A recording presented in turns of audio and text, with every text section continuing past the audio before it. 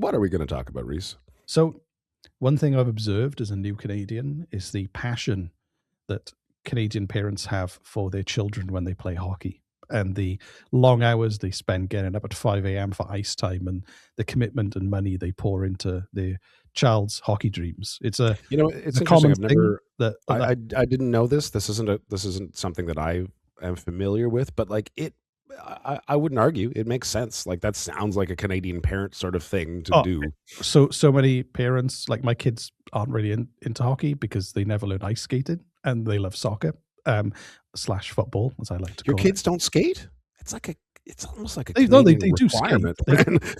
They do skate, but like they've just not gravitated towards hockey, which is okay because it's very expensive. But my point is there are so many. It's also really, really like it's an incredibly arduous skill to learn. I don't know how to fucking play hockey at all. I can skate, but like I can't. The thing that I'm pointing out is that there's no limits to the passion and commitment a lot of Canadian parents have for their kids in helping them develop in the sport. It's the national sport. It's such a cultural thing. I'd say I saw the same in Wales with rugby. You see the same with like football around the world, soccer kind of thing. So this is a story about a parent who had that same attitude with their kid. That kid then went on to the NHL, and when that kid played their first NHL game, things didn't go as expected, and ended up in what can only be described as a heist.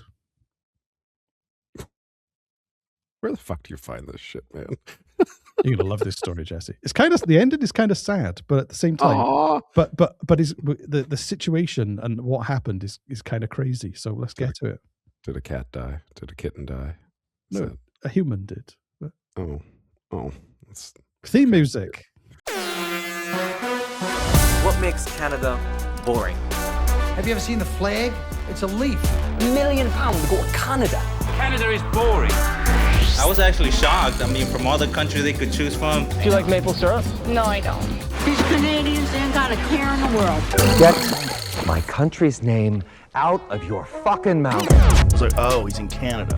All right. Okay, you communist. The country needs you. I'm Canadian. But don't feel bad for Canada. Believe me, this is their strategy. I'll tell you another thing. The beer sucks. Don't run off to Canada. It's so boring there. Hello and welcome to Canada is Boring. My name is Reese Waters, and with me is Jesse the Beefcake Harley. Ooh, thanks, Reese. Not talking about muscles. He's invented this cake made out of beef that I refuse to try, and none of the smart. None of the letters he sent to food manufacturing companies have been replied to for the Jesse. I mean, some of them have been replied to, but they're letters I can't read on the air. The pitch video was great. It's like Jesse stood in front of a board full of equations, which is very confusing. And he says, do you like beef? Do you like cake? You'll love beefcake. And the last half of the episode is me just filling my bathtub up full of these beefcakes and me slowly, very, very slowly submerging myself into it while staring at the camera, unblinking. And you just an hour. And at the end, you just go, beefcake can be consumed through osmosis. So anyway, let's talk about this hockey story. Let's do it.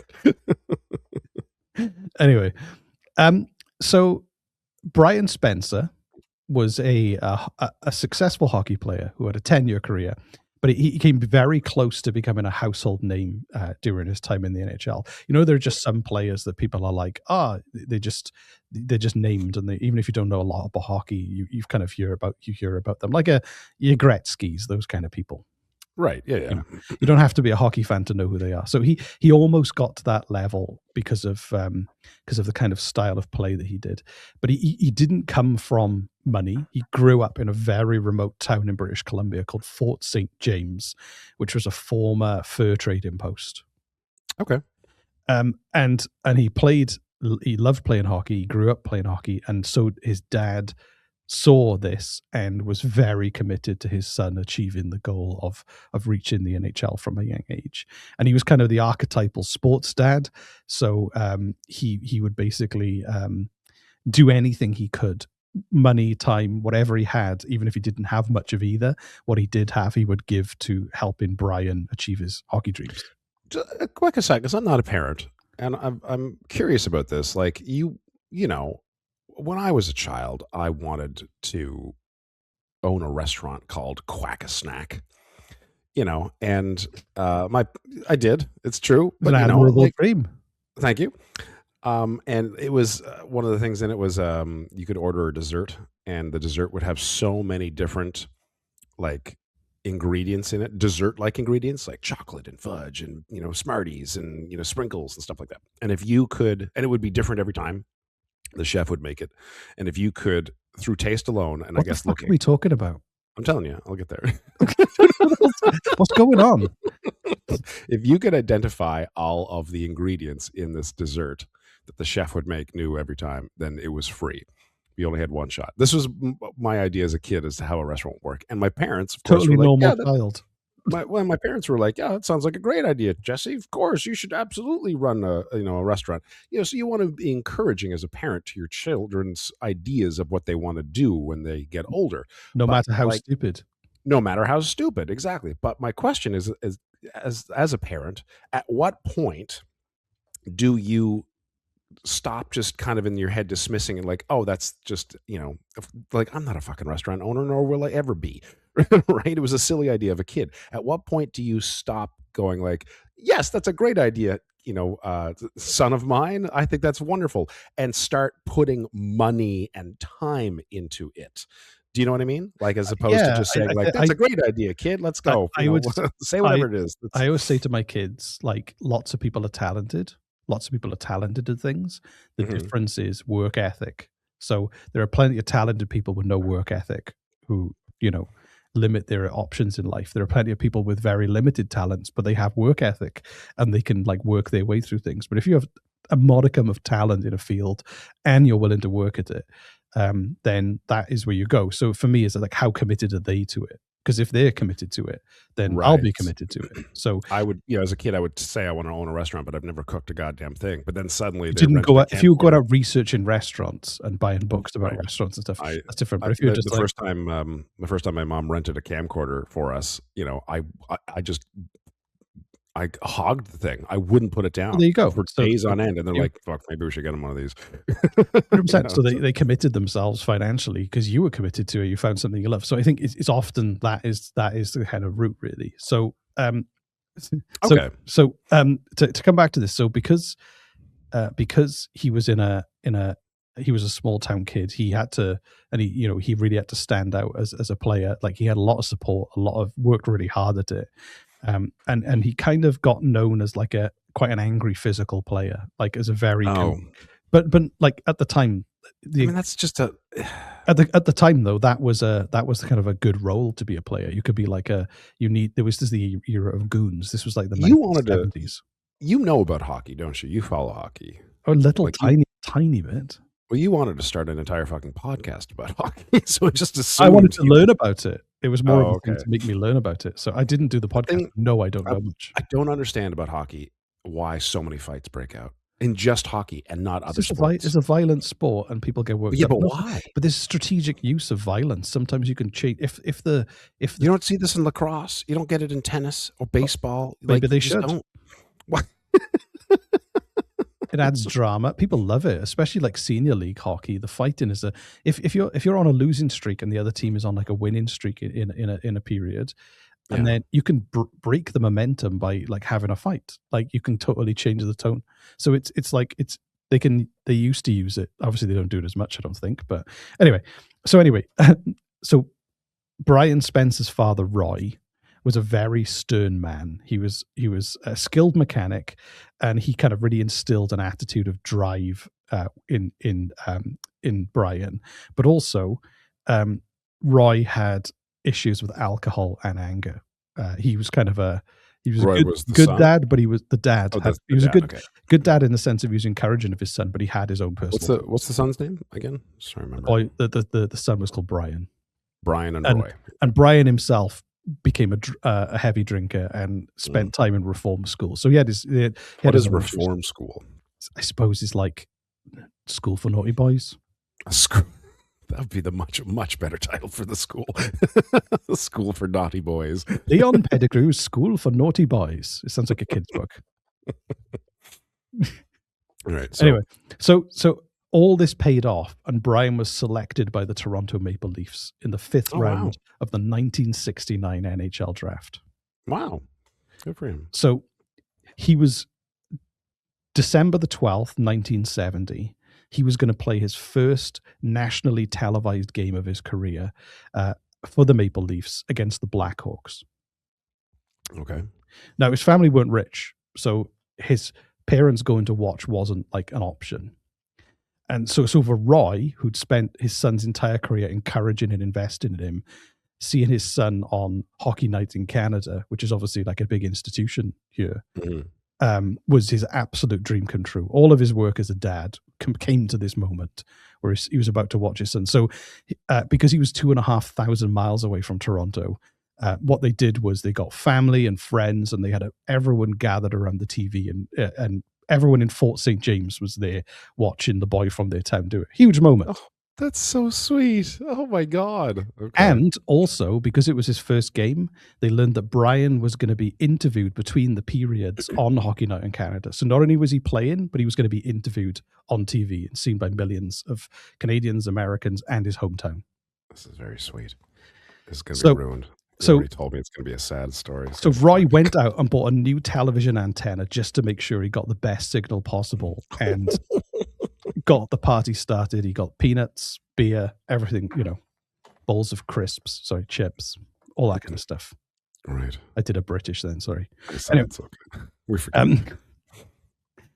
However, the same night, the Vancouver Canucks were facing off against the California Golden Seals, and the station, which was called CKPG, which was the CBC affiliate, decided to not broadcast the Maple Leafs game and instead switched over to the Vancouver game because they thought it's BC, it's a local audience, they'd be more interested in this.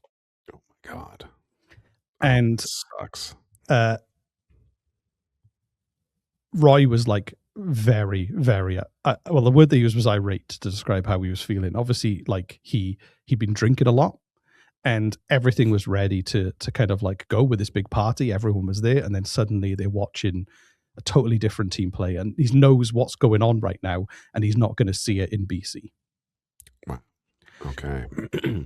So he got in his car and he drove 70 miles to the nearest CBC broadcast station. 70? 70 miles. So at the station, at the TV station, the receptionist was a woman named Carol, and she was a man in the front desk, and it was a busy evening. She didn't normally work there. So there was a local election in Prince George, and her soon-to-be fiancé was the news director. He'd hired her as a temp. At about 7:30 in the evening, she said this: "I was looking for a key for the photocopier when all of a sudden, Tom, one of the newsmen, came in through the front door and had been locked. She said, I noticed that right away behind him was a very agitated looking man. He had a newspaper and was sort of holding it in front of him." So he was basically holding this guy at gunpoint, this newsreader, and took him down the corridor. Moments later, she looked up from her desk, and the unidentified man had returned and was standing in front of her holding a 9mm pistol. Jesus. "I absolutely froze," she said. "He lunged towards me and pulled the wires out of the console on my phone. As he grabbed the phone from me, it hit me on the side of the face. I flattened myself against the wall behind me, not knowing what he was going to do. I was petrified." He then left the reception area and walked back down the hall towards the newsroom. A guy called John Rhea was in the newsroom.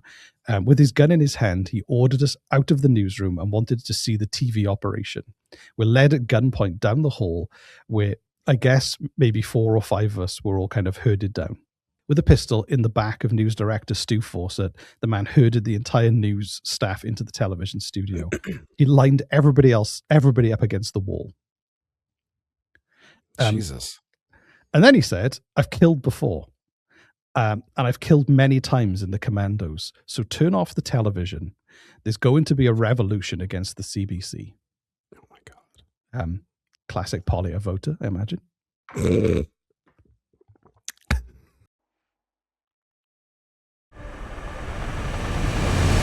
Patreon.com/Canada is boring. Canada's coolest club. Premium fun, privileged access to secret content, a chat app with the hosts. Hours of fun for everyone. The promise of eternal life. Patreon.com/Canada is boring.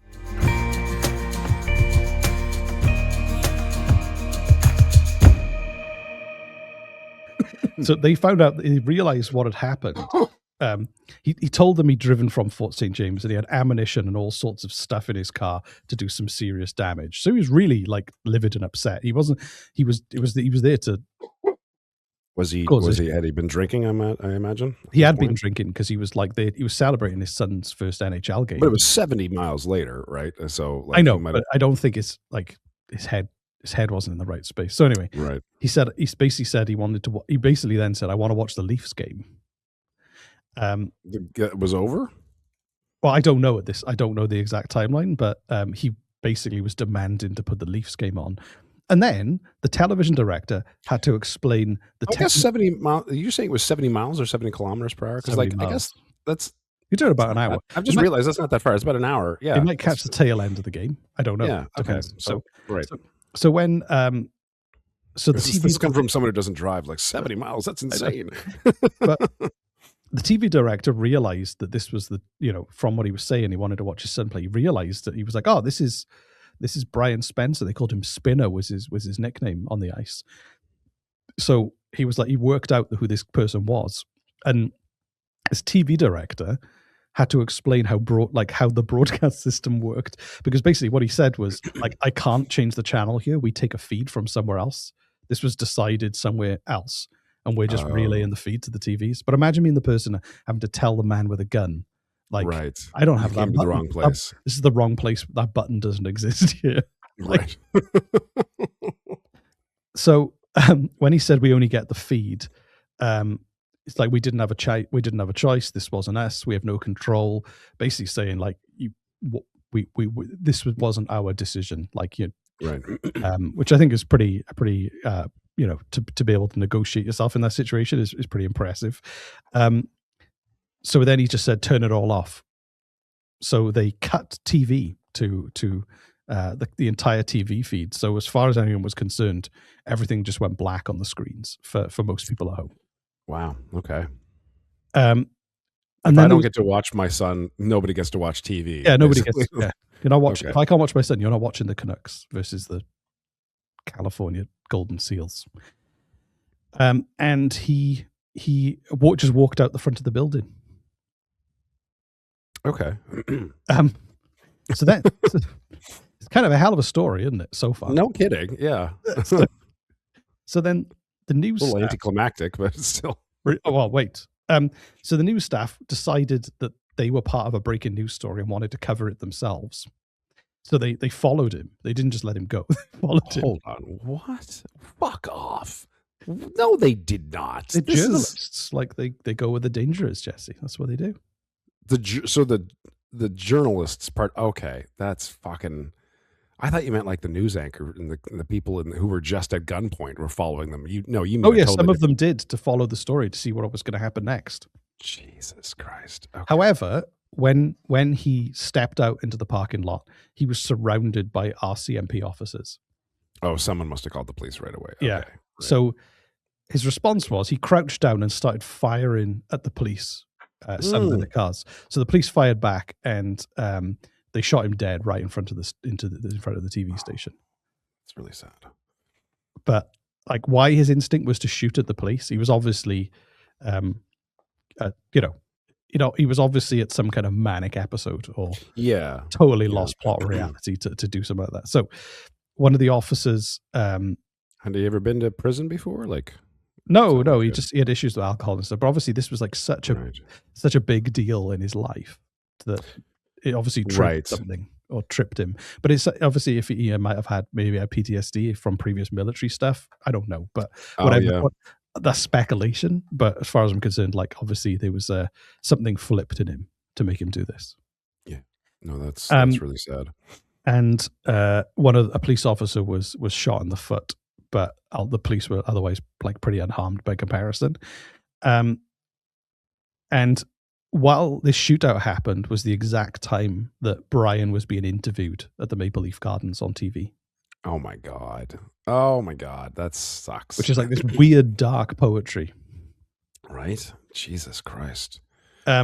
However, Brian was like raised to be resilient and tough by his dad. He went back on the ice the next day, even though his dad had died. And he actually helped with 2 assists for goals and was praised by the press for his mental toughness. And he didn't receive any treatment or counseling because it was the 70s and you just suck it up, buttercup. Yeah. 7 of the beer, drink it away. Right. And then 4 days after the game, he delivered a eulogy at his father's funeral. He said his dad was a kind, warm-hearted man. He said Canada had let him down. And then he read from the telegram his father sent him just before the game on December the 12th, 1970. He said, telegram? He sent him a telegram. It's the 70s. You could still send telegrams. Could you? Yeah. I thought that would have stopped like long before. It was cheap. Okay. That's interesting. Okay. Huh. All he said was, give them hell, son. We're mighty proud. That's all he said. Yeah. This is twisted, man. I don't know. It's a hell of it's just a crazy, mind-blowing story. Again, this would make a great film. But you say all kinds of warm, nice things about someone after they died. That's just, you never say bad shit about someone at their funeral, right? I know, there's a lot of dad was kind of a prick, there's a lot of books and documentaries about Hitler and Stalin. But you know what I mean, in general. No, I feel like he doesn't sound like he was the sweetest, warmest man on the planet just from his actions, But I mean, maybe he was, maybe something flipped in him. We don't know well enough, but anyway, that's fair. But then also as well, Brian, the NHL player, he did play for 10 years and he had a long career, but eventually after 10 years in the 80s, and players didn't earn as much money then as well. It wasn't necessarily a job, you could earn so much money that you didn't have to work. After his career, he moved to Florida to work as a machinist and, but had some financial issues. He kind of went down, his life kind of went downhill after his career in the NHL. He was living in a partially finished shack in a swamp. He was drinking heavily. He was using drugs, and he was associated with dealers and prostitutes.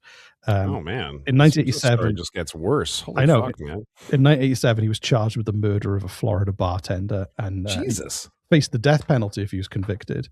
There's a CBC article that the CBC video on the CBC website that actually covers the crime he committed and tells the story of his life. He was acquitted, but 1 year later he was shot and killed doing a robbery following a drug deal, and he was only 38 years old. Why are we just blowing past all of this? Like you said all of that in about 10 seconds. What the fuck, man? I know. Moved to a swamp in a shack, drank, did drugs, murdered a bartender, got acquitted, and then was shot. This is a 10-second story. You're just blowing through. What the fuck, man? Like it's hard to fit it all in, so there should be a part 2. Anyway, are there no more details about any of that shit? Like that's there is. wild. I recommend go and check out that CBC video about it. They kind of cover his life and everything that happened, but then again, this was before. There's like a bunch of stuff going on here. Like there was no mental health support in the military in that time. There was no mental health. He wasn't in the military, was he? No, but his dad was, and there was, and especially in sport as well. Like mental health in sport is now like a big thing that people talk about and are dealing with. But even at that time, for him too, they obviously like these elements of like his dad had been through shit, and then he went through shit, and then he went through more shit, and it's kind of a crazy story, but it's kind of sad. But at the same time, who murdered him? Was it someone to do with the bartender that he killed before?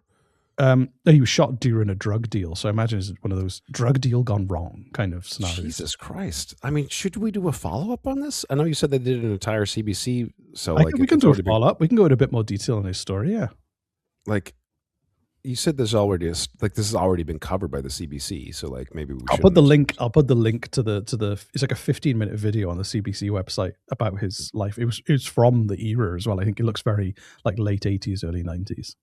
Okay. Wow. So, yeah. Can you tell me anything more about that little No, a lot. Crazy. I was telling the story because the thing is, this story is presented as a really like funny, wacky Canadian story. That time, a guy held a TV station at gunpoint to make them put the game on, and like that's how it was presented. But when I was like, oh, this would be a funny story to talk about. And when you look at it, like there's way more layers to it than just. The CBC story is about his father, Roy. CBC story is about the Brian, the son. Brian, my point is this story of a man holding a CBC station at gunpoint to watch the hockey game is always presented as a funny, wacky Canadian. I mean, story. It is kind of like if he didn't die at the end and no one died and no one was shot, it would have been a very wacky BB story. gun or something. Right. Like it was. Yeah, it was just a. It would have been a really wacky, fun story. It's just the fact that someone died and there was a shootout that makes the whole thing sad, right? But like and then the trajectory of his son's life afterwards too, which is just really sad, man. That's just that's awful. Fuck, that's too bad. But yeah, so it was that's the story of Brian and Roy Spencer. That's again, we've been doing the show 6 years now, and sixth year. I am continuously blown away by the fucking shit you find. There's 30 million people in Canada. I want more than that now. There's a country of tens of millions of people, Jesse. Like, why would there not be lots of stories? No, plenty of stories, but the stories you particularly find are always insane. Like, just I don't know how the fuck. Those are the only ones that interest me. Well, me too. I'm just like, you'd figure there'd be like a plethora of like mildly interesting stories and a small handful of crazy stories, and you just keep finding crazier stories. Like, it's amazing. You should have been a fucking investigative journalist, honestly. You decided to build a podcasting empire for some reason. I don't know. So anyway, that was amazing. Yeah, that was amazing as always. Let's enter the small talk dimension. Enter the small talk dimension. You are now entering the STD zone. Incoming STD. Loading small talk. Enhancing anecdotes. Dick jokes processing.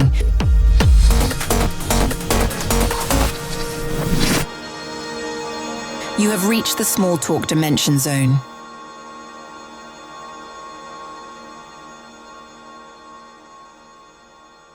So, what's going on with you, Jesse? So, I don't want to get political because I just don't. Okay, but but it has affected my life.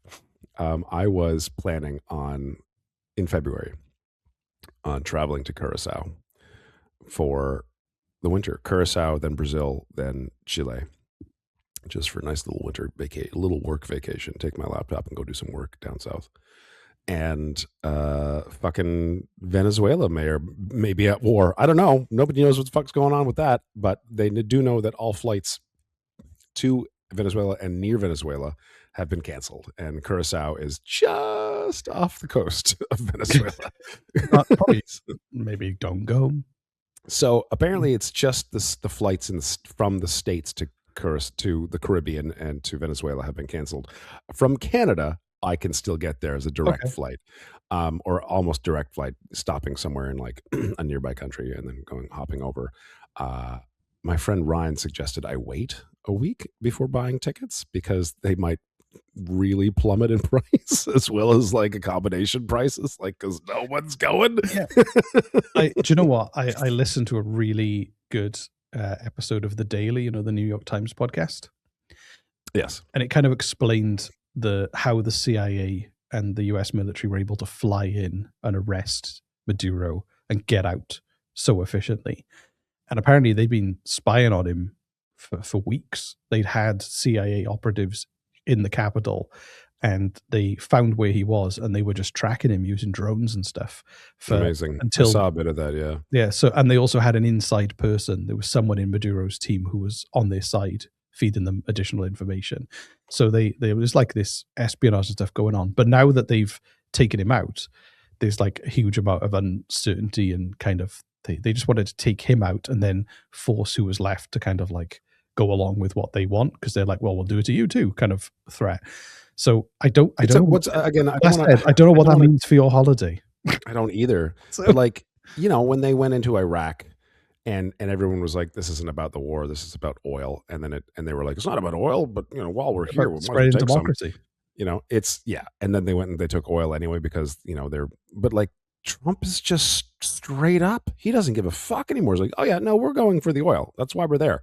We're coming and taking someone else's oil. It's not ours to take. We're going to take it anyway, and America will be rich for it." He doesn't care anymore. He's just not hiding behind a screen. He's not lying. But also, he's just straight up saying, "We are going to do illegal shit because they have something we want." It's mind-boggling.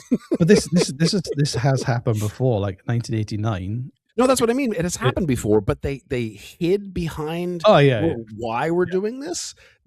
Trump's just not hiding anymore. He's like, "No, we're going for the oil. That's why we're here. We want someone else's oil." But to be honest, like for a lot of people, they're like, "Yeah, it means more money for America and cheaper gas." And like, I think, but it's stealing. It's straight up theft. So, like, he doesn't just like nobody cares. Nobody cares. He can do whatever he wants. He could go on national television and shoot a baby in the face, and people are like, "Well, the baby probably had it coming." It's not what's being done by Western.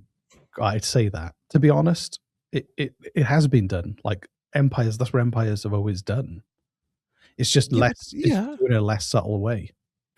Well, that's my point. He's just not. He doesn't stop. He doesn't bother trying to trick people or convince them it's not. He just doesn't care. He's I'm going to be taking that other country's oil. Why? Because they have it and I want it. There you go. That's it. I'm like, and his fucking cult followers will be like, "Fucking right. We're going to take whatever the fuck he says. It doesn't matter. It's mind-boggling." But I said I didn't want to get into politics, but here we are. But honestly, I think that you remember we did the episode at the beginning of last year when he first started saying that Canada should be the 51st state. About it was my plan to save Canada, and we have to do an episode on that. I was talking about following the Swiss militia model of giving average citizens some training and assault rifles, all this kind of all these things Canada could do, like how cheaply do. The thought is, but there was America could.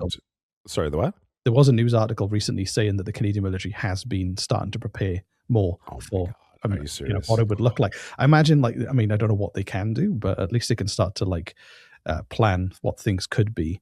The danger with it all is just that we get carried away. And the thing if he's testing the water and he says so many things and then he'll say something that contradicts what he said before, that it's so hard to navigate what is a real threat or not. Well, you and I have talked about that before. He's A/B testing, which is an advertising term where you kind of spray, you make 5, 6, 7 different ads and you put it out there, and you don't really know what's going to work or why, right? And you put out 8 different ads, and one of them does really, really well metrics wise. Like people just really watch and pay attention to this one ad, and nobody fucking knows why. But as soon as we see what that is, okay, let's just put all of our money into advertising that particular commercial. That's A/B testing. This is what Trump does. He'll just say shit. He just says whatever the fuck comes to his mind, and then a week later, whichever one of those snippets has the most attention, he'll just double down on that in the next one. That's all he does. It's fucking, he said he was going to take over Finland or Sweden or one of those fucking Greenland or Denmark. Greenland is part of Denmark. Well, is a kind of autonomous, right? He said that, and at the same time he said he was also going to take over, make Canada the 51st state. Denmark didn't give a shit. They didn't talk about it. They didn't care. They're whatever. It's just crazy Trump. Canada responded, so now he doubled down, saying Canada's going to be the 51st state. He never mentioned Denmark again. And now it's Greenland again now, though. Or Greenland, yeah. He doesn't. He only focuses on what gets attention. It's insane. It's business perspective. This is what business people do, right? And he's a narcissist. And I can't talk about this shit. Well, in conclusion, fucking riled up. Don't go and hang out near Venezuela for a while. Maybe just give it a miss. I'm gonna wait a week. I'm gonna wait a week and buy some. You know where you should go instead? This is very underrated. The last time you told me to go somewhere was freezing. I was freezing cold for a fucking winter. Thank you very much. To the West Edmonton Mall, where there's a giant water park indoors. I've been there. It's okay. Just go there and just spend 2 weeks there. It's a big mall. It's just a big Go and spend 2 weeks in the mall, go in the indoor water park. Just imagine you're somewhere else. It's great. Anyway, right. Well, we'll see you soon, everyone. Leave a speak pipe, send us an email, you know what to do, and we'll be back again soon. Okay. Yay. Thanks for another crazy episode. Bye, everyone. Bye, everybody. A place that's exciting with kryptonite. You may fall asleep with no warning because Canada